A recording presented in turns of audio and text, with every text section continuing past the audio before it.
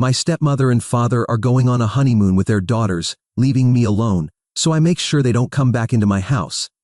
I am 22 years old and the legal owner of the house I grew up in. After my mother left it to me, I inherited this house from her when she passed away last year at the age of 47 due to a stroke. It was sudden, but I have now found peace with it. My parents divorced when I was 7 years old and had shared custody of me. So I spent half of the month with my dad and the other half with my mom. I must say I was closer to my mom because she understood me, and my dad, who is 50 years old, was always a bit too busy for me. I felt like I never had his full attention because work and women were more important to him. I don't think he treated me as a priority as such, but I was okay with that as long as I had my mom. A few years ago, just after I turned 18 and started college, my dad decided to move to Houston for work. So we started seeing each other less and only met around the holidays. 2 years ago, he brought his girlfriend at the time, Julia, who is 38 years old, to celebrate Christmas with us. She also brought her 2 daughters, aged 18 and 16, from her previous relationship with her high school boyfriend. They had never married but had split up about 7 years before she started dating my dad. That was a surprise for us because my dad had never brought any girlfriend to family dinners. But we gave Julia and her daughters the warmest welcome we could and did our best to make them feel comfortable with us.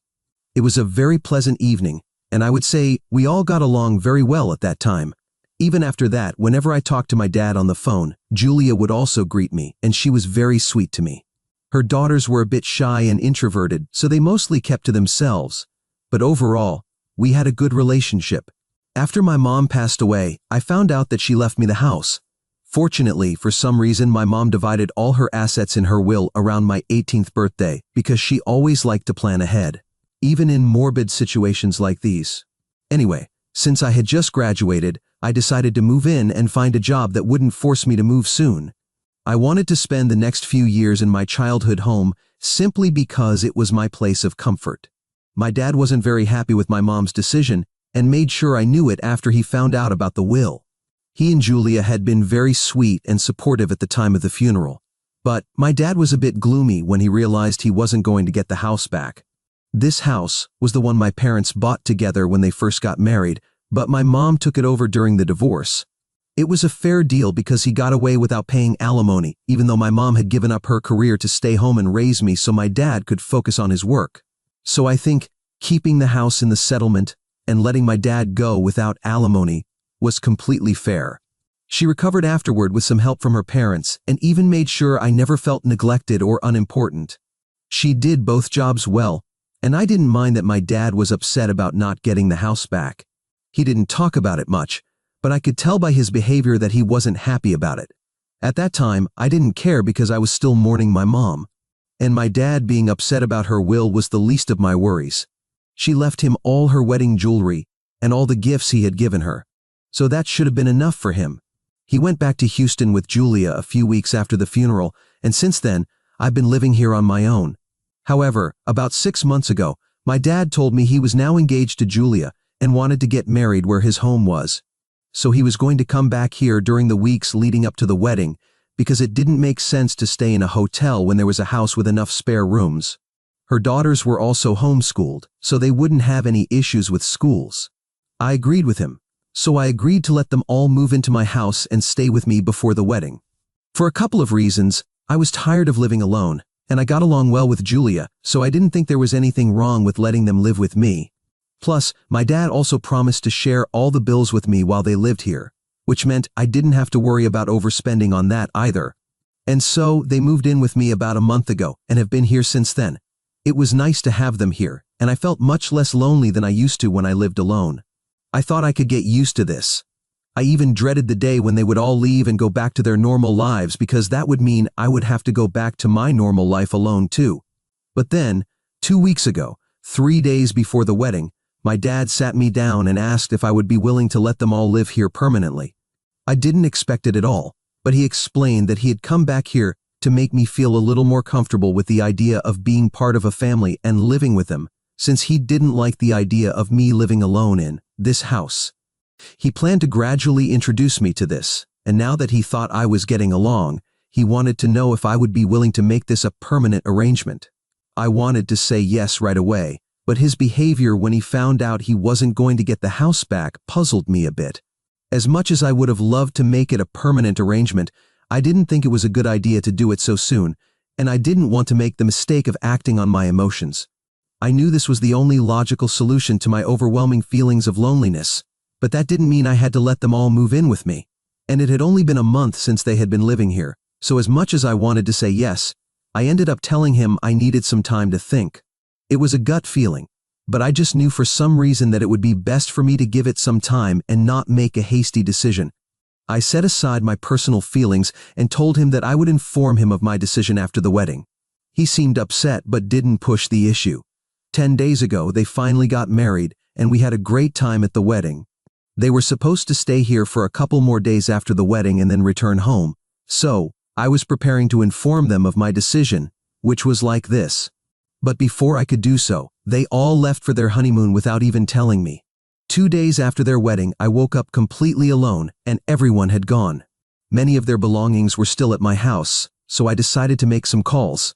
But no one answered for quite some time, and I continued to worry about it. I had planned to tell them about my decision that very day, but I couldn't even get in touch with them for hours. Finally, around noon, Julia answered and casually informed me that they had all gone on their honeymoon and wouldn't be back for a week. I was stunned because I obviously expected that they would at least inform me of their plans before just leaving, even if I wasn't included. I felt offended that they didn't ask me, but I didn't want to be petty. So I started by asking why no one had informed me about any of this, and she gave me a poor excuse, saying they had forgotten to tell me, but she told me not to worry because they would be back soon. I tried to explain that wasn't the point at all, and my issue was that they simply left without a word or even a goodbye, and that was rude of them. I said I wanted to talk to my dad, but that's when her tone changed, and she said my dad was busy and didn't have time to talk to me. I still tried to stay calm and told her to let me know when he had time so that I could get in touch with him directly. And I said it politely, but she turned on me and suddenly went from being sweet to being a really biting and cruel stepmother.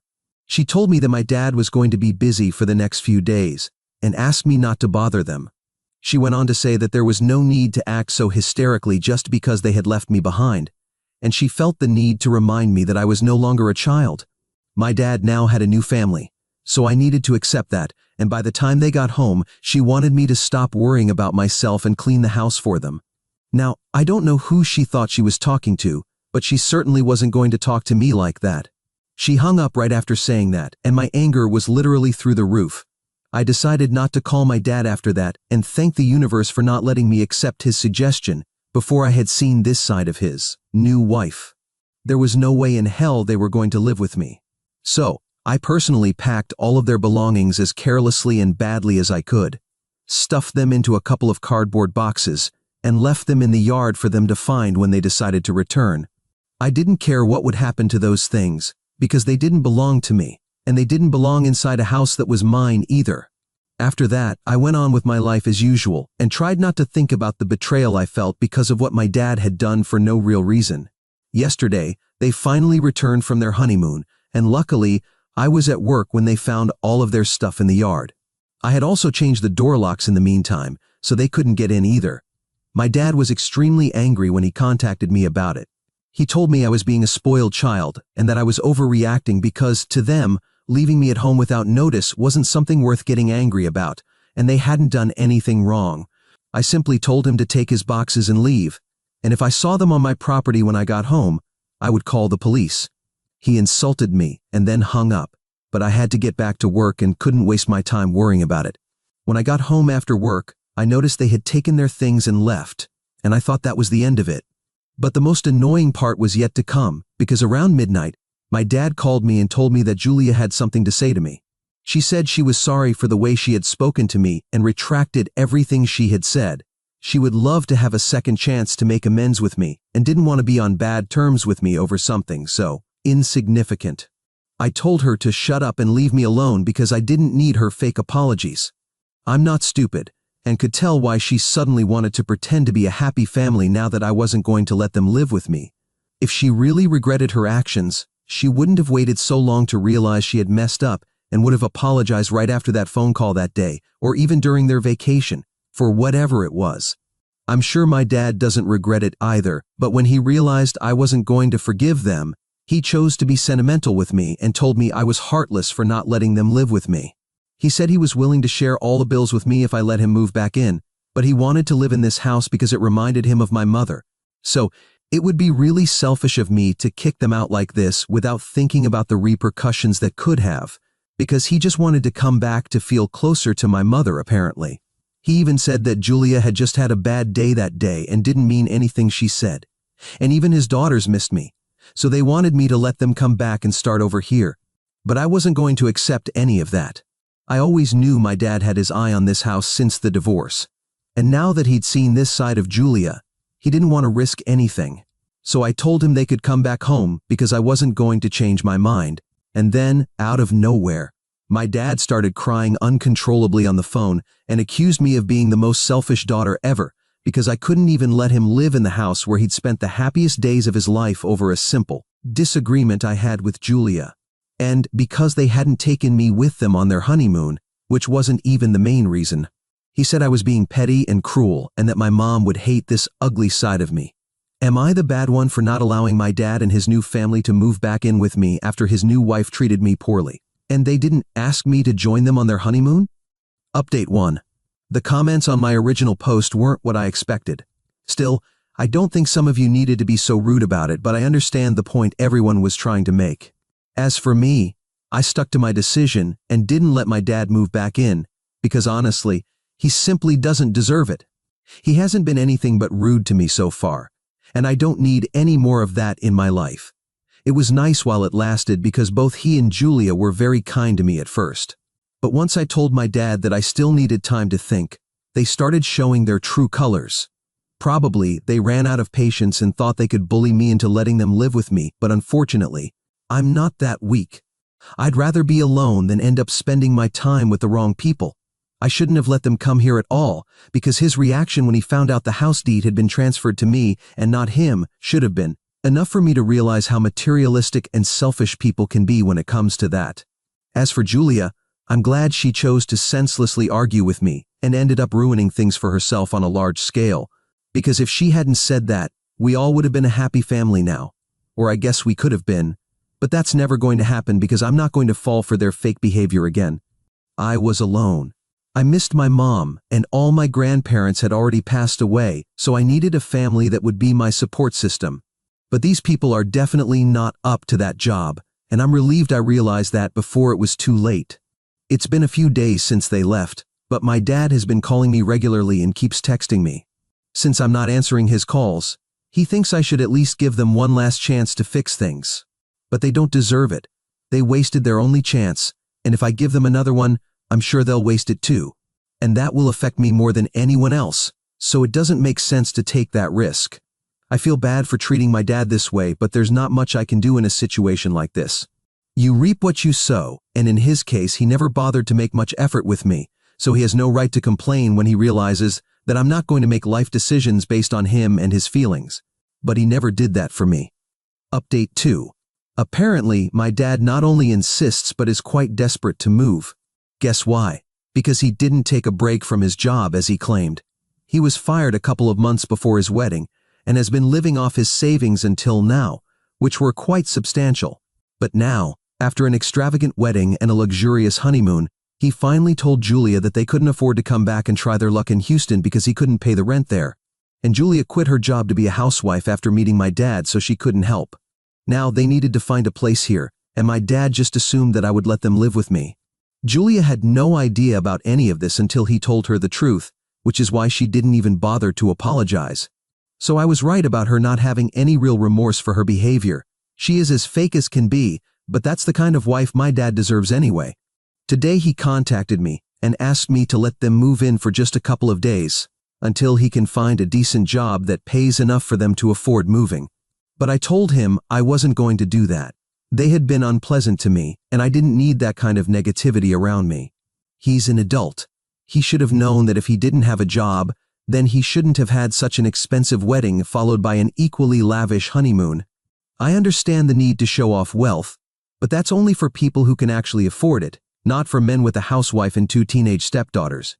He was very aware of his responsibilities but chose to ignore them, and that's not my fault. And I refuse to feel guilty for putting myself first. They can manage on their own because none of this is my problem anymore. I texted him and said the same things I mentioned here. But I tried to be a bit more polite than here because I didn't want to come off as mocking him or anything like that. But he decided to take it as a mockery of what was happening and told me that I would have to suffer for what I was doing to him. I don't know what to say to that, so I didn't respond because at this point, no matter what I say, he will find a way to make it my fault and blame me for it. So it's better not to say anything and let him wallow in his misery. It's hardly my problem now. Update 3. So, my dad decided to leave the city today. But why would he leave without letting me know how disappointing I am as a daughter? He could have left quietly, but he is who he is, and so is his wife. So they chose to make a whole spectacle out of it. The last time I talked to him was about 3 weeks ago, but we didn't speak again after that, and he didn't bother to contact me either. But today, both he and Julia texted me, saying they were thrilled to inform me that Julia's ex-boyfriend had decided to sponsor their trip back home, and was even going to let them stay with him because he suddenly realized that he also needed to see his daughters. Julia had full custody of her daughters, and her ex paid child support, but he was always a bit too busy to make time for his daughters. He waited long enough for Julia and my dad to sort out their situation on their own, but when he realized they were useless, he offered to clean up his own mess, which is great for his daughters, I suppose. At least some dads do step up, even if it's too late. They didn't tell me all of this, but I know this could have been the only possible explanation because they posted a picture of their daughters a few hours ago with a lucky clover and a 4-leaf clover sticker as the caption. So, I'm smart enough to figure out what might be the real story behind Julia's ex's sudden epiphany and why he's funding their trip back home. I don't understand exactly why he would sponsor all their plane tickets, but I think Julia's manipulation and stubbornness might have had something to do with it. I know for sure she has that behavior. I've seen it firsthand in the past. I don't know exactly what happened, but I'm relieved they're leaving, and this is the last I'll have to see of them. I also realized how easy I had it after reading some stories people shared here about their crazy families. You can be sure my dad is a bit too worried about his reputation to even try to hurt me in any way, because he knows I won't hesitate to call the police. I have enough training to know how to defend myself, so there's no need for me to worry. And now that they're leaving, there's even less reason for me to even think about them, so hooray for me, I guess. I still feel a bit lonely sometimes, but instead of wallowing in it, I now turn to my friends, because I think that's a better path forward in situations like this. I completely isolated myself after my mom passed away, and I didn't even realize how lonely I'd become until I read the comments here. It's going to take some time, but I'm going to try to make the best of my life now because I have a stable job, earn a decent income, and have my own home, which isn't something a lot of people my age have. And I'm very grateful to my mom for that. I have great friends who care about me, and honestly, what more does a person need? And if I get into trouble again, I'll just come back here, and I'm sure the wonderful people who read it will help me once more. Update 4. Today I received an unexpected call from my father. Well, not so unexpected because he had been trying to communicate with me through messages, social media, and calls, but I didn't want to talk to him. I finally answered because I was curious about why he was so insistent, and also because I wanted him to stop bothering me. It had been several months since we last talked, so I knew this was going to be interesting, to say the least. I was surprised to hear his voice after so long, but my surprise turned to disbelief when he told me that Julia had decided to get back with her ex, the same one who financed their trip back home. Apparently things didn't work out as she expected with my father, and she decided to resume her previous relationship. My father was in a state of shock and sadness. He seemed genuinely sorry for everything that had happened and asked for a chance to reconcile and rebuild our relationship. However, after everything that had happened, I couldn't help but feel indifferent. I had gone through too much stress and pain because of his and Julia's behavior, and I no longer had the desire to let them back into my life. I told him I was sorry, but I had already made my decision, and I had no intention of changing it. Even though I could hear the desperation in his voice, I stood firm in my position. After all, I couldn't ignore all the pain they had caused me. Since then, my father has continued trying to contact me, but I've chosen to block his calls and messages. I know it may be difficult for him, but I have to prioritize my own peace of mind and well-being. That's all for now.